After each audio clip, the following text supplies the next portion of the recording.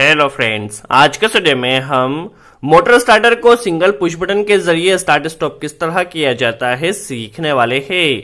आज के वीडियो में हमारे पास एक मोटर स्टार्टर है जिसे स्टार्ट स्टॉप करने के लिए हमने सिंगल पुश बटन का यूज किया है। जब इस पुश बटन को फर्स्ट टाइम प्रेस किया जाएगा तो मोटर स्टार्टर स्टार्ट होगा और जब इसी पुश बटन को सेकंड टाइम प्रेस किया जाएगा तो मोटर स्टार्टर स्टॉप होगा। तो इस तरह की कंट्रोल वायरिंग आज के वीडियो में हम प्रैक्टिकली वायर बाय वायर सीखने वाले हैं, जिसमें हम सीखने वाले हैं किस तरह प्रैक्टिकली कनेक्शन किया जाएगा, किस तरह हमारा कनेक्शन वर्क करेगा, इस कनेक्शन के लिए हमें कौन कौन से कंपोनेंट्स की रिक्वायरमेंट होगी, सब कुछ काफी आसान तरह से सीखने वाले हैं। तो चलिए वीडियो स्टार्ट करते हैं और सबसे पहले हम सीख लेते हैं हमारा स्टार्टर किस तरह ऑपरेट हो रहा है। उसके बाद हम कंपोनेंट्स कनेक्शन देखने वाले हैं और वर्किंग सीखने वाले हैं। देखिए अभी हमने कंट्रोल एमसीबी स्टार्ट कर लिया। जब इसे प्रेस किया जाएगा तो स्टार्टर ने स्टार्ट होना चाहिए। चलिए हम इसे प्रेस करते, देखिए मोटर स्टार्टर स्टार्ट हो चुका है। जब इसे सेकंड टाइम प्रेस किया जाएगा तो ये स्टॉप हो जाएगा। अगेन जब इसे स्टार्ट किया जाएगा तो स्टार्टर हमारा स्टार्ट हो जाएगा। जब इसे सेकंड टाइम प्रेस किया जाएगा तो स्टार्टर स्टॉप हो जाएगा। तो इस तरह आप एक ही पुश बटन के जरिए मोटर स्टार्टर को स्टार्ट स्टॉप कर सकते हैं। चलिए अब हम सीख लेते हैं इस कनेक्शन के लिए हमें कौन कौन से कंपोनेंट्स की रिक्वायरमेंट होने वाली है। एक मोटर को चलाने के लिए ड्यूल स्टार्टर होना चाहिए जिसमें कॉन्टेक्टर और ओवरलोड रिले होना चाहिए। और चूंकि इसमें आपको कंट्रोलिंग करना है तो आपके पास कॉन्टेक्टर में एनओ एंड एनसी पॉइंट होना चाहिए। यदि नहीं होते हैं तो आपको इस तरह का एड ऑन ब्लॉक या ऑक्सिलरी ब्लॉक कनेक्ट करना होगा जिसमें आपके पास एटलीस्ट एक एनओ और एक एनसी पॉइंट होना चाहिए। कंट्रोलिंग के लिए हमने दो रिले कनेक्ट किए हैं। इसे हमने R2 नाम दिया है, इसे हमने R1 नाम दिया है। ये रिले स्टार्टिंग के लिए कनेक्ट किया है और ये रिले स्टॉप करने के लिए स्टार्टर को कनेक्ट किया है। दोनों ही रिले हमने यहाँ पे 11 पिन ग्लास रिले कनेक्ट किए हैं। आप 8 पिन ग्लास रिले भी कनेक्ट कर सकते हैं, कोई प्रॉब्लम नहीं है। चलिए वैसे तो हमने 11 पिन ग्लास रिले के ऊपर डिटेल में वीडियो बनाया है, फिर भी समझ लेते हैं किस तरह कनेक्शन होता है। तो इसमें 2 और 10 नंबर जो पॉइंट होता है ये कॉइल होती है जिसमें हमें सप्लाई कनेक्ट करना होती है। ये जो रिले हमने यूज किया है 220 वोल्ट एसी सप्लाई पर वर्क करने वाले हैं। देखिए यहाँ पे 2 और 10 इसमें कॉइल होती है जिसमें सप्लाई कनेक्ट करना होती है। 11 कॉमन होता है, 11 के साथ 9 एनओ होता है और 8 एनसी पॉइंट होता है। 1 कॉमन होता है, 1 के साथ 3 एनओ होता है एंड 4 एनसी होता है। 5 कॉमन होता है, 6 एनसी होता है और 7 इसमें एनओ होता है। इसे हम 3CO रिले भी कहते हैं क्योंकि इसमें 3 common, 3 NC and 3 NO point होते हैं। इसके ऊपर अभी हम ज्यादा डिस्कशन नहीं कर रहे क्योंकि वीडियो काफी ज्यादा लंबा हो जाएगा। इसके अलावा हमारे पास एक सिंगल पुश बटन है जिसमें हमने एनओ एलिमेंट कनेक्ट किया है। चलिए अब हम कनेक्शन प्रैक्टिकली सीख लेते हैं किस तरह proper connection wire by wire किया जाएगा। देखिए अभी हमने न्यूट्रल कनेक्शन कर लिया जो कि कॉन्टेक्टर हमारा 220 वोल्ट एसी का, इसलिए यहाँ पे कॉन्टेक्टर की कॉइल में हमने 220 वोल्ट कनेक्ट किया है। इसके अलावा देखिए रिले में ये 10 नंबर पॉइंट है जहां पर न्यूट्रल कनेक्ट किया है और यहीं से इस रिले के 10 नंबर में हमने न्यूट्रल कनेक्ट किया है। दैट मीन्स कॉन्टेक्टर और दोनों ही रिले में हमारे पास न्यूट्रल का कनेक्शन हो चुका है। फेस का कनेक्शन सबसे पहले ओवरलोड रिले के एनसी में किया जाता है ताकि मोटर जब भी ओवरलोड हो तो यहां से ट्रिप हो सके और हमारा स्टार्टर सेफ रहे। चलिए ओवरलोड एनसी के आउटपुट में एक वायर कनेक्ट करना है। हम कनेक्शन एंड वर्किंग साथ साथ समझते जाएंगे ताकि आपको आसानी से सारे डाउट क्लियर हो सके। तो देखिए ये अभी सप्लाई आई है ओवरलोड रिले से इस एनओ पुश बटन में इनपुट में। दैट मीन्स यहां तक कंटिन्यू अभी सप्लाई आ रही है। अब हमें क्या करना है, यहीं से एक लूपिंग और कनेक्ट करना है। देखिए यहां तक कंटिन्यू सप्लाई आ रही है, यहीं पर हमें एक वायर कनेक्ट करना है। देखिए यहां पर डायरेक्ट सप्लाई आ रही है, अभी हमने यहीं पे कनेक्ट किया। जब पुश बटन स्टॉप कंडीशन में रहेगा तब किस तरह वायरिंग होगी हम पहले सीख लेते, फिर पुश बटन को जब ऑन किया जाएगा तब किस तरह वर्क करेगा सब कुछ हम स्टेप बाय स्टेप सीखने वाले। देखिए यहाँ पर एक वायर कनेक्ट किया है, इसे ले जाकर हमारे पास जो कॉन्टेक्टर का K1 जो कॉन्टेक्टर है इसके एनसी एंड एनओ में हमें लूपिंग कर देना है। तो देखिए यहीं पर हम एक वायर कनेक्ट कर लेते हैं लूपिंग करने के लिए। इसे देखिए हमारे पास जो एड ऑन ब्लॉक है, एड ऑन ब्लॉक के एनसी एंड एनओ टर्मिनल में इसे हमें कनेक्ट कर देना है। तो इसे हम पहले कनेक्ट कर लेते हैं। चलिए एनसी से एक कनेक्टर हमें एनओ में कनेक्ट कर देना है तो इस एनओ में भी हम कनेक्ट कर देते हैं। तो आप देख सकते हैं हमारे पास कॉन्टेक्टर का जो एड ऑन ब्लॉक है उसमें एनओ और एनसी में भी लूपिंग हो चुका है। दैट मीन्स यहां तक अभी कंटिन्यू सप्लाई आ रही है। अब किस तरह वर्किंग होगी हम समझ लेते हैं।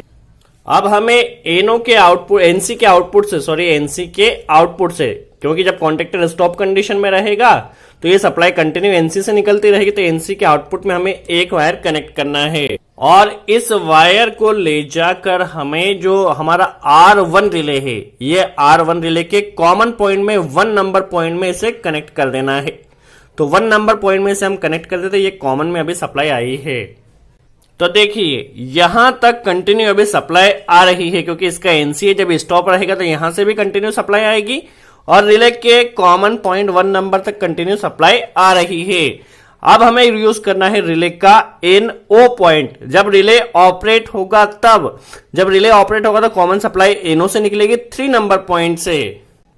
तो हम 3 नंबर में एक वायर कनेक्ट कर दे। देखिए जब रिले ऑपरेट होगा तब यह सप्लाई पास होगी। आप वीडियो को केयरफुली वॉच कीजिए। देखिए यहां पर हमें एक वायर कनेक्ट कर देना। जब रिले ऑपरेट होगा तब यह सप्लाई जाके हमारे कॉन्टेक्टर को या मोटर स्टार्टर को ऑपरेट करेगी। जब रिले ऑपरेट होगा तभी यह पास करेगी। किस तरह वर्किंग होगी हम स्टेप बाय स्टेप हर एक स्टेप को सीखने वाले, वीडियो को लास्ट तक जरूर वॉच कीजिए। चलिए अभी तक हमने क्या सीखा, जब यह रिले ऑपरेट होगा तब कॉन्टेक्टर ऑपरेट होगा। अब रिले किस तरह ऑपरेट होगा हम समझ लेते हैं। तो चलिए जब इस पुश बटन को प्रेस किया जाएगा तब क्या होगा अब हम समझ लेते हैं। जब इस पुश बटन को प्रेस किया जाएगा तो यहां से सप्लाई निकलेगी जो यहां पर आ रही थी।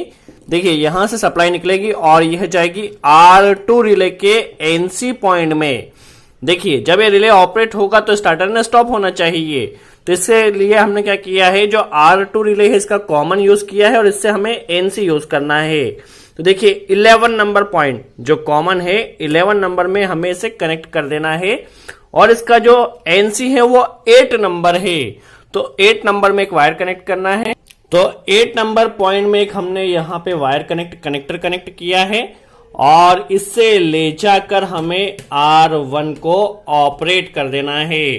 तो देखिए इससे होगा क्या, जब देखिए जैसे पुश बटन को प्रेस किया जाएगा तो यहां से इसके एनसी से सप्लाई आएगी और इस रिले को ऑपरेट करेगी और जैसे ही रिले ऑपरेट होगा तो हमारा कॉन्टेक्टर K1 भी ऑपरेट होगा। इसे हमें यहाँ पे कनेक्ट कर देना है।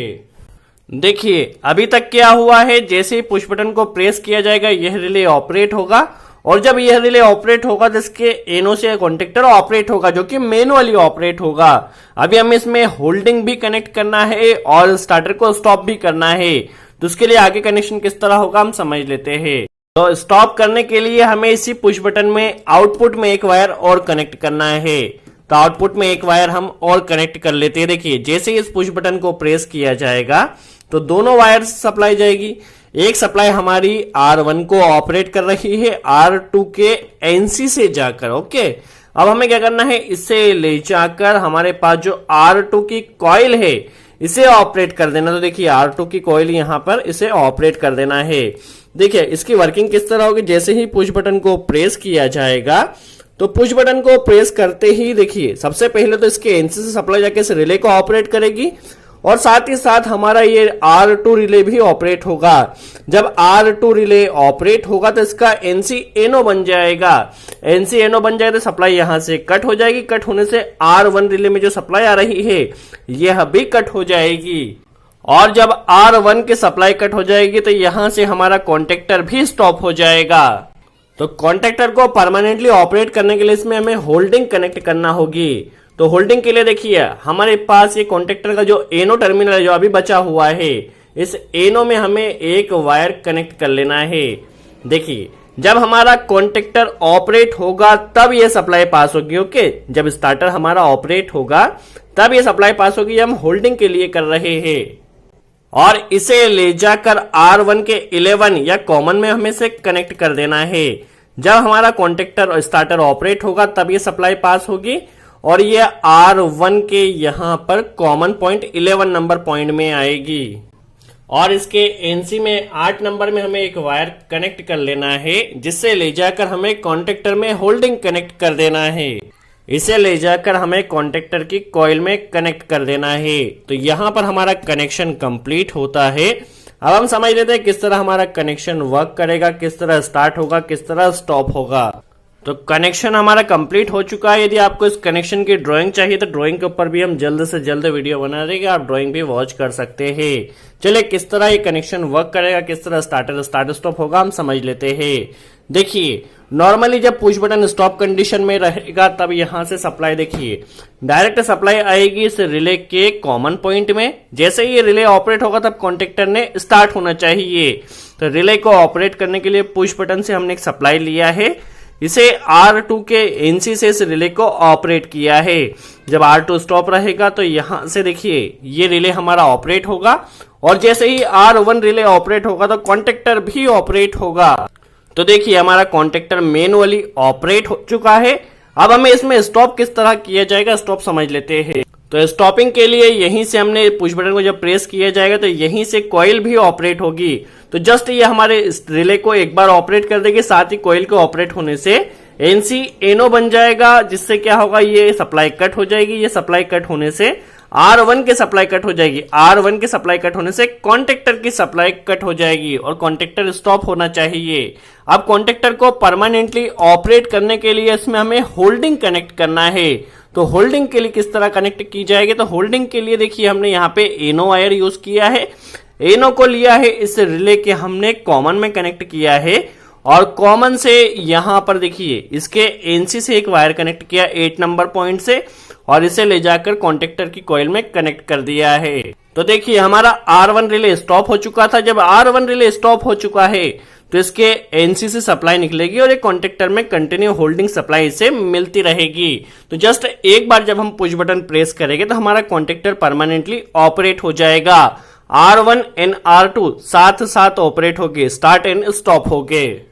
तो ये तो स्टार्टर के स्टार्टिंग प्रोसेस थी। अब स्टॉप के लिए किस तरह किया जाएगा, देखिए इसे होल्डिंग मिल रही है और होल्डिंग इस R1 से मिल रही है। ओके, जब इसे सेकंड टाइम प्रेस किया जाएगा फिर हमारा ये रिले ऑपरेट होगा। इस रिले के ऑपरेट होने से देखिए यहां से सप्लाई आएगी इसके एनसी से, R2 के एनसी से सप्लाई आएगी, R2 के एनसी से सप्लाई के फिर ये R1 को ऑपरेट करेगी। जब R1 ऑपरेट होगा तो यह जो होल्डिंग सप्लाई है जो किसके एनसी से जा रही है वह कट हो जाएगी और यहां से होल्डिंग सप्लाई कट होने के कारण हमारा कॉन्टेक्टर स्टॉप हो जाएगा। फिर अगेन जब इसे स्टार्ट किया जाएगा तो सेम प्रोसेस रिपीट होगी। सो आई होप आपको क्लियर हुआ हो किस तरह सिंगल पुश बटन से मोटर स्टार्टर को स्टार्ट स्टॉप किया जाता है। यदि आपको इसकी ड्राइंग चाहिए तो इसके ऊपर भी हम जल्द से जल्द वीडियो बना देंगे। सो आज के लिए इतना ही। Thanks friends.